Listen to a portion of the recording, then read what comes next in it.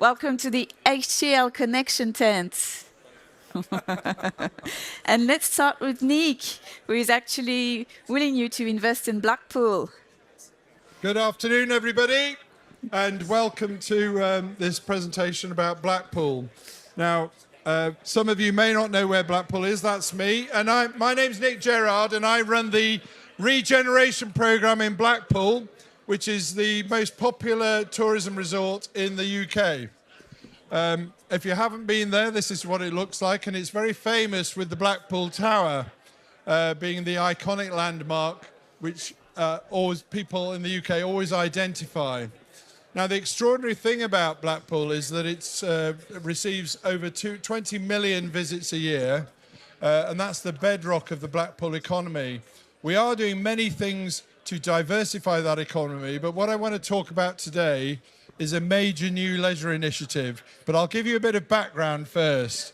So in case you aren't aware of where Blackpool is, it's right in the centre of the United Kingdom, in the north of England, on the west coast of the Irish Sea.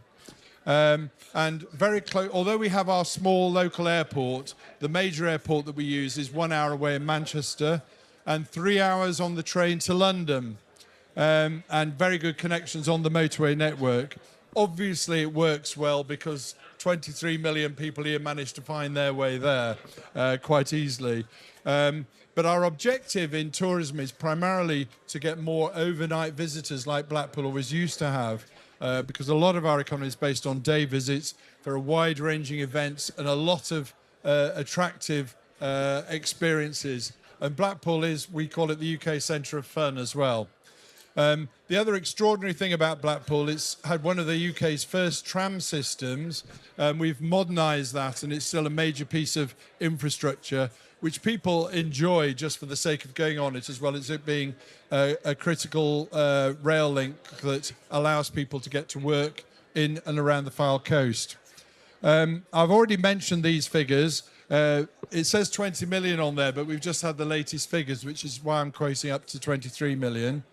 The visitor economy is very valuable, worth 1.7 billion. And as I've said before, the number of jobs that we have in the area provide a lot of support for the local economy. And the key thing about Blackpool is, whilst obviously the centre of the tourism season is within the summer months, we're doing a lot to extend that season to have year-round tourism.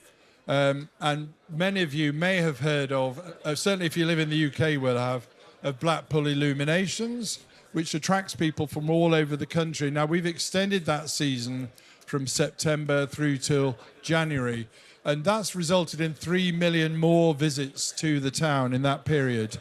But our primary goal is to attract people, families to the town for the broadest tourism experience. I'm not going to dwell on this slide, but this is just to illustrate the huge regeneration programme that we have going on in Blackpool at the moment. We're in the middle of a £2 billion regeneration programme that includes these schemes. The second one on the left, that large maroon brick structure-looking building, was opened yesterday. That's 200,000 square feet, and it's brought 3,000 more people into the town. Other features you'll see there, we've got one of the biggest IMAX screens in the country, which opened last year, and new hotels. We've got up to 1,000 quality hotel bed spaces either have opened or are in the process of opening.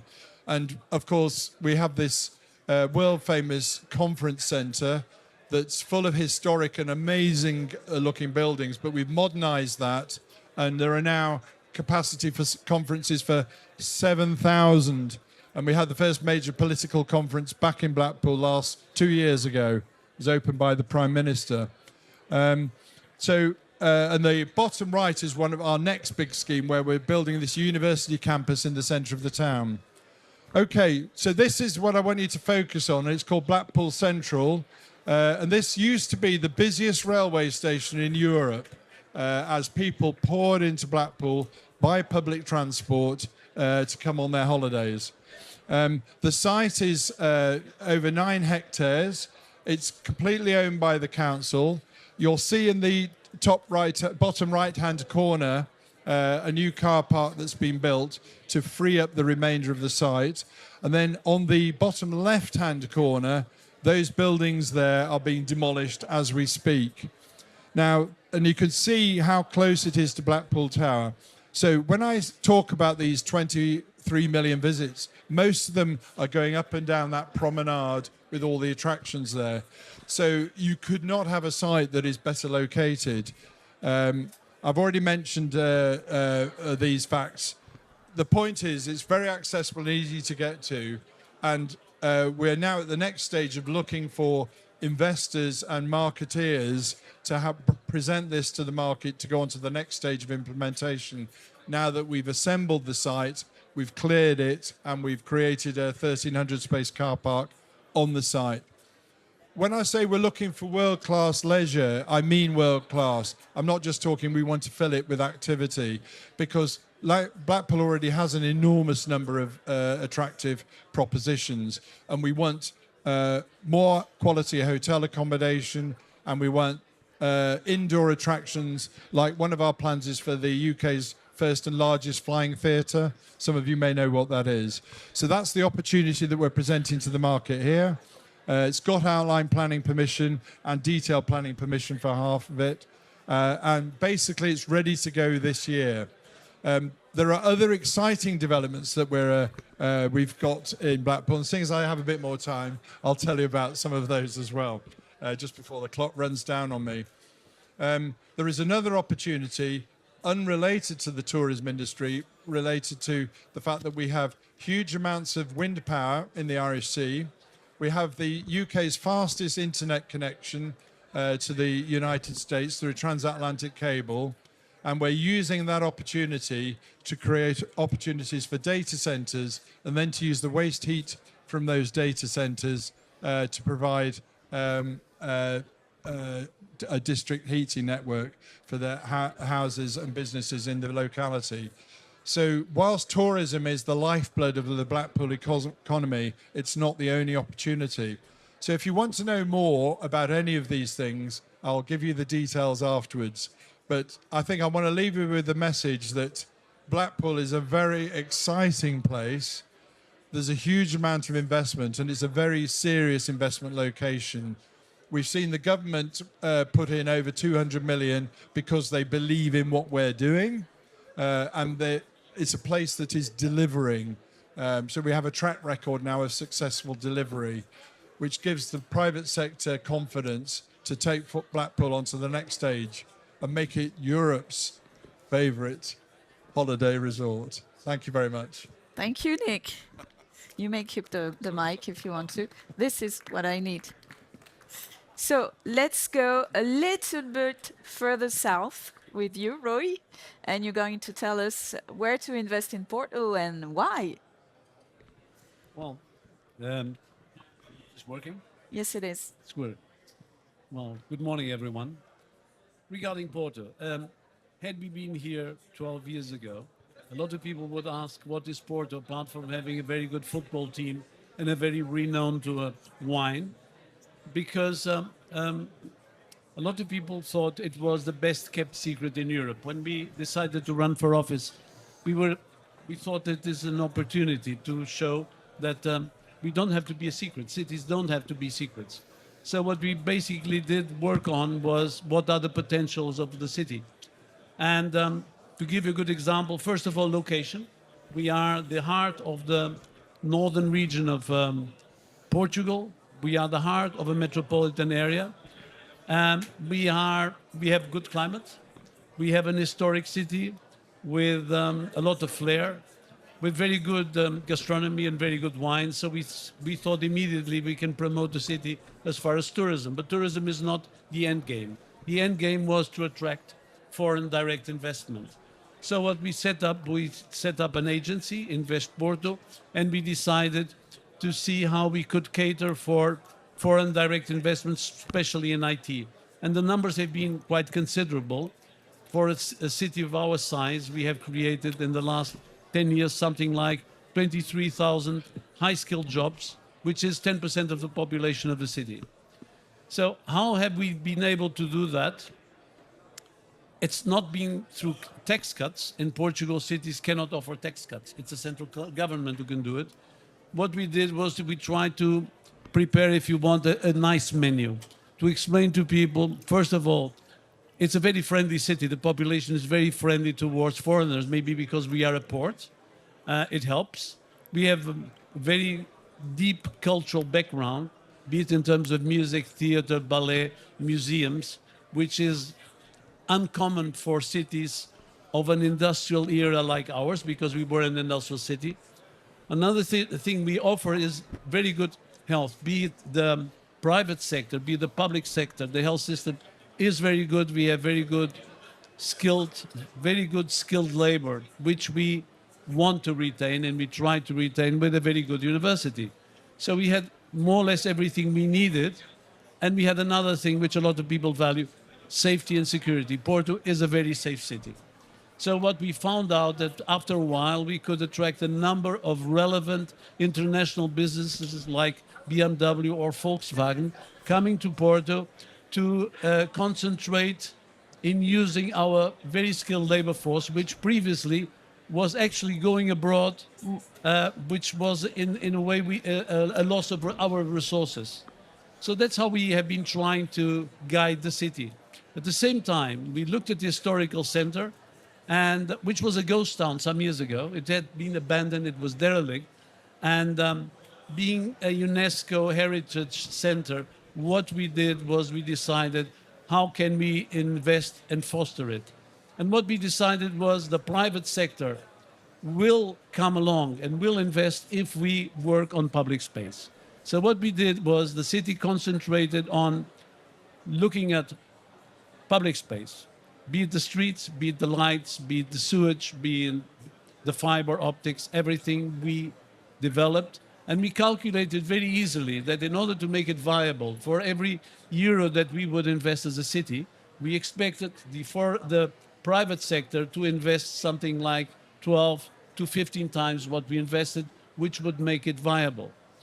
It has become viable. These days we calculate that the amount of private investment for every euro we invest is something from between 17 to 20, which has led the city to cover its cost, to cover its budget, and at the moment to have zero debt. And zero debt in the city is extremely important. It's not a political issue. It's only because we can provide our citizens with very cheap utilities. So how do we compensate the people is to tell them, because the city has no debt, we can offer you very cheap electricity, very cheap public transport, almost free public transport. And so we are sort of gaining the ground with the people. A lot of cities have had the problem when they start attracting foreign people, tourists and everything else. There's a lot of discussions about touristification. I think we have gained the trust of the people because they see that the results of the income that comes from tourism and comes from FDI, direct investment, has turned to their benefit because the city is more comfortable and the city is more interesting. And these two words make a lot of sense when you try to promote the city. Because for my mother, the city must be comfortable. For my kids, it must be interesting. But ultimately, for everyone, it must be the two things. So whenever we look at our targets in terms of tourism, and we have grown immensely, our airport is now handling something like 16 million passengers a year, which is huge for a city of our size. The important thing is whenever we do something, we think it's not for tourists, it's for everyone. So this approach has been successful, and we have also been able to gain another problem which we had. Tourism in many cities, and Blackpool has the same problem, is very seasonal. But there are methods to beat seasonality. So what we have done it is through tourism, dedicated to culture and dedicated to congresses. So what we have now is a number of congress centers of different sizes, which really can use the hotels that are vacant when on low season. And that has been extremely important in order to sustain the hotels restaurants, and everything that caters around tourism, because the industry of tourism goes down. It starts with the laundry and the taxi driver, and it ends up on big hotels. So that's basically what we are doing in a nutshell. Thanks a lot, Rui. We are moving so a few examples of the city's amenities and the most important, the contacts. If you want to invest in Porto, you have the whole team here too. We are moving to Ostrava. Andrej, it's your turn. So, hello everybody. It's a big pleasure to be there and to see how cities are sharing their knowledge and how we work as a Europe together to be a better place for live. And it is important for me as a city architect. And I will show you a few pictures from Ostrava, from my born city also, which I'm working on. So let's dive deeper to Central Europe. And you see in this picture that Ostrava is not only a beautiful city with the range of mountains, but also Ostrava has the industry in its DNA. So why should you invest in Ostrava or do business in Ostrava? Not only by the industry DNA and also to universities, technical and another university, but also location. We are close to Poland, to Silesia region with Katowice, but also close to Slovakia. And in the perimeter 120 kilometers, there are over 10 million of inhabitants. And also Ostrava has 600,000 unique users. It more than double size or more than two times increase his size for the users for the whole region. It's a regional capital. This is the story of Ostrava. You see, it was industrial city. We ended our heavy industry and the mining industry era in the end of the century. But from these days, we are working to transform city, to change city, and also, which is very important for me, through the architecture, through the public spaces, and also getting better education and all the amenities for the citizens. So there are some. It's a list of events which are in Ostrava.